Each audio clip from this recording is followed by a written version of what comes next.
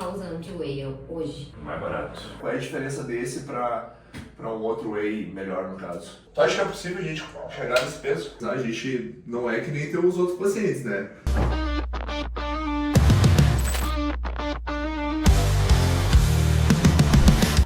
E aí, galera, beleza? Pra quem não me conhece, eu sou o GH. Sou o Tom. E a gente agora tá num projeto de lutar o Mundial de Abu Dhabi Pro, que é nos Emirados Árabes Unidos. Para isso a gente precisa de muito apoio. Apoio da prefeitura aqui de Esteio. Somos atletas de Esteio, né? Então a gente precisa desse apoio da prefeitura para que a gente consiga lutar. Basicamente também a gente precisa fazer com esse rapazinho aqui chegue aos 120 quilos para que ele consiga lutar. A gente, sem o apoio da prefeitura, a gente não vai conseguir, ou o apoio de parceiros para que consigam nos custear essa viagem, a gente não vai conseguir lutar. Mas não adianta nada a gente tentar buscar os nossos patrocínios, ajuda da prefeitura, e a gente não fizer nada por conta, né? Então a gente vai treinar e já vamos começar a buscar esse objetivo de chegar a quanto, Tom? 120 quilos, perder 23. 23 quilos. E por isso hoje a gente veio aqui, ó, com o consultório da doutora Larissa, que vai nos ajudar nessa empreitada. Bem-vindos, meninos! Vamos lá, então. Vamos começar. Pra quem não sabe, a Larissa já é minha nutricionista de tempos e agora vai pegar o Tom aí nessa empreitada. Vamos lá, bora!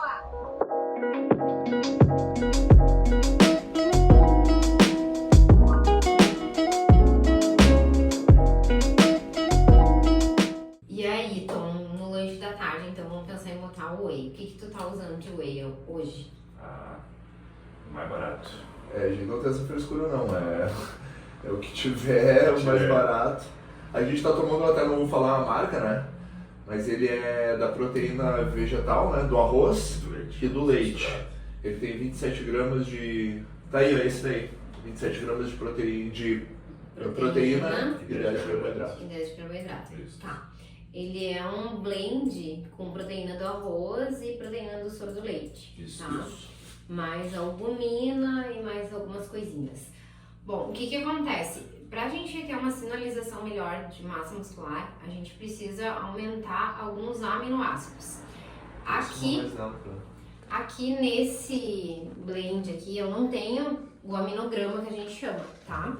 A gente vai fazer uma composição colocando um pouco mais de leite e esse blend para dar esse aporte melhor de proteína, de aminoácidos, até a gente entrar com um whey melhor. E qual é a diferença, né, desse para um whey melhor? Qual é a diferença? Porque tanto que esse é bem mais barato e ele tem uma quantidade boa de proteína, né? Qual é a diferença desse para um outro whey melhor, no caso? É a formação desses aminoácidos. O que são os aminoácidos? É o que está formando essa proteína, tá? Então, a proteína do arroz, a proteína da ervilha, que às vezes é usada como fonte de proteína, ela não tem um aminograma, os aminoácidos tão bons como um whey de verdade, tá? Do leite, isso. Então, existe um aminoácido que é a leucina, que é o que mais sinaliza para a formação de massa muscular. Então, é ele que a gente precisa ter um aporte melhor aqui. Aqui nesse produto a gente não tem esse aminograma para eu entender o quanto que a gente está tendo. Por isso que a gente vai usar nesse momento a estratégia de esse blend com um aporte de leite para tentar aumentar esse aporte de leucina. Tá, então e me fala um pouquinho o que tu tá comendo no teu café da manhã. Normalmente como arroz e carne, o mais básico possível, não tem muita frescura, até macarrão às vezes assim, coloco. Só pra te avisar, a gente não é que nem tem os outros pacientes, né? Se tu botar a gente pra comer arroz e carne 7 dias da semana, a gente vai comer 7 dias da semana. O nosso negócio é atingir o objetivo do Tom ali, o meu também, do que tu botar a gente pra fazer, a gente vai fazer. Vamos fazer. Esse paciente é bom, vai fazer o que a gente mandar. Tá, mas vamos por partes. Entender que comer arroz, feijão e carne é ótimo, é maravilhoso, tá? Só que quando a gente repete arroz, feijão e carne de manhã, de tarde e de noite, a gente limita os nutrientes. A gente não vai estar abrindo um leque nutricional aí que a gente podia estar entrando. Então a gente vai reorganizar de uma forma que fique viável e fácil, sem frescura mesmo, tá? Mas que fique dentro da realidade de vocês, mas vamos abrir um pouquinho mais esse leque. Vamos deixar o arroz, o feijão e a carne, ou outras opções também, fáceis de fazerem pro almoço, pro jantar. E aqui, café da manhã, a gente vai dar uma incrementada com outros nutrientes, por exemplo, um omelete, que a gente pode botar um franguinho para dar um aporte maior de proteína. Vamos trabalhar com um pouco de frutas também. Pensando no objetivo, né, que é uma coisa que a gente tem que lembrar, precisamos ter um emagrecimento, certo? Quando a gente pensa no emagrecimento, a gente tem que preservar essa massa muscular. Pensar nesse aporte de proteína, de carboidrato, perfeito. Só que para tudo isso acontecer, a gente precisa dos nutrientes agindo, entrando no nosso organismo. E eu costumo brincar, eu digo que os nutrientes são como uns dentinhos de engrenagem. Se tá faltando esses dentinhos, essa engrenagem, uma hora ela vai parar. Ela não vai conseguir trabalhar da melhor forma possível. E é isso que a gente quer melhorar aqui. Colocar um aporte nutricional a mais aqui para essa engrenagem funcionar. E é por isso que o emagrecimento estagna daí? Sim, pode ser. Às vezes, eu não tô comendo nada e tô engordando. Pode ser por deficiência de alguns nutrientes, que aí vai estacionar, vai estagnar esse emagrecimento. Ou muitas vezes acontece, pacientes mulheres principalmente, corta o que tá comendo, então para de comer. Precisaria, o que a gente chama de taxa metabólica basal, lá em 1.800 calorias por dia, e a pessoa chega aqui comendo 800. Por quê? Porque eu ouvi uma vida inteira que comer engorda, para emagrecer eu tenho que fechar a boca, tá? Só que o que acontece? Nosso corpo é esperto, é inteligente, não vai deixar parar as coisas. Ele vai reduzir esse metabolismo. Então lá de 1.800 ele passa a 1.000 calorias. Então a pessoa vai comendo. Quando chega um certo momento, o que vai acontecer? Um pouquinho a mais que ela come daquela taxa metabólica basal nova, o corpo guarda tudo pra ele, né? Porque pensa o quê? Não vai me mandar mais nada. Vou ficar com isso aqui. E aí é onde a gente escuta aquela frase que vocês, como educadores físicos, devem escutar. Eu não como nada e eu engordo, né? Aqui tá a explicação do eu não como nada e eu engordo.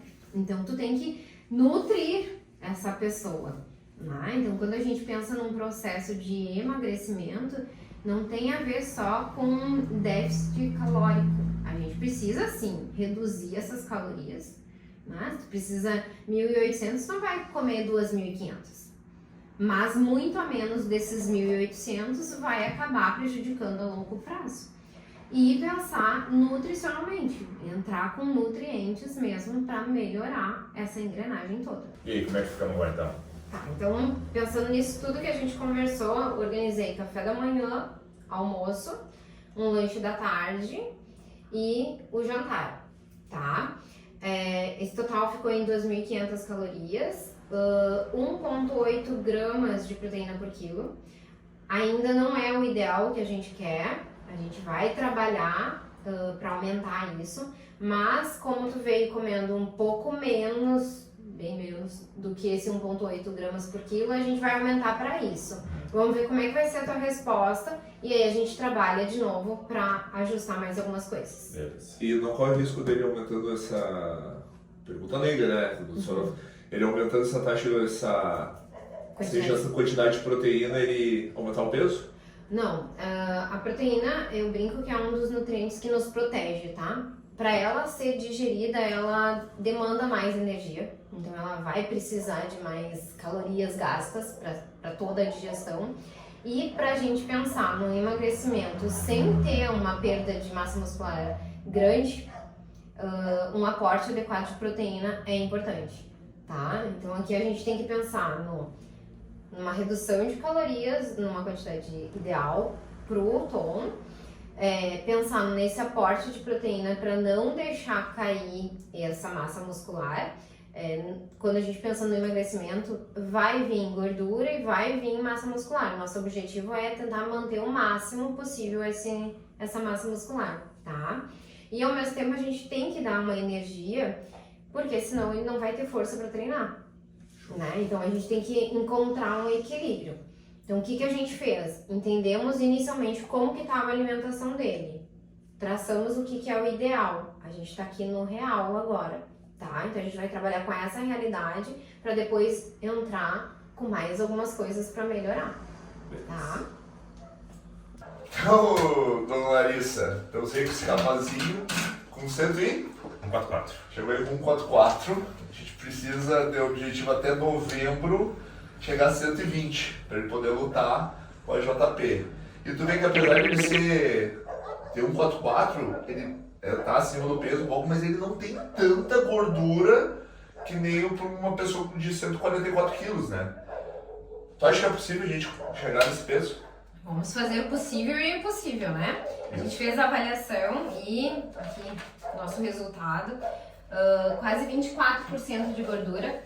É relativamente baixo, como tu disse, Gabriel, para quem tem 144 quilos.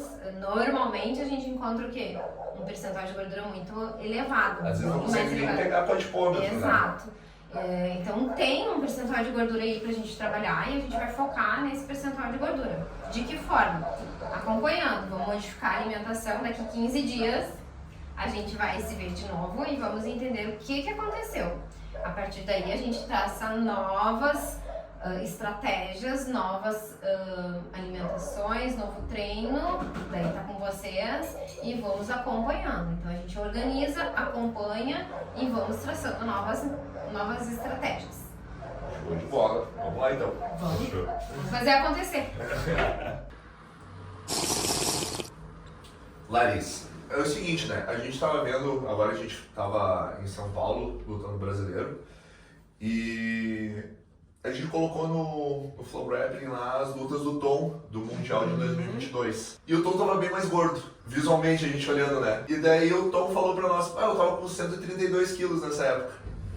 E a gente, nossa, mas tá mais magro agora, tá mais forte e tá... 144. 12 quilos a mais e visualmente mais seco, né? Então, aí eu te pergunto, mesmo ele ganhando mais 12 quilos e demonstrando estar mais magro, a gente consegue ainda chegar no objetivo? Gabi, o Tom, tudo é possível, né? A gente precisa entender que a gente tem uma margem aí do percentual de gordura para ser trabalhado. A gente não está falando de um percentual de gordura de 8, 10%. Então, temos esses 144 quilos comparados com 132. A gente não tem um parâmetro de quanto de gordura que tu tava lá no passado. Mas se esse visual já mostrava muito mais peso, né? Então significa que teu percentual de gordura lá provavelmente era bem mais alto, bem maior, né? Eu brinco, eu explico que a gordura ela é espaçosa.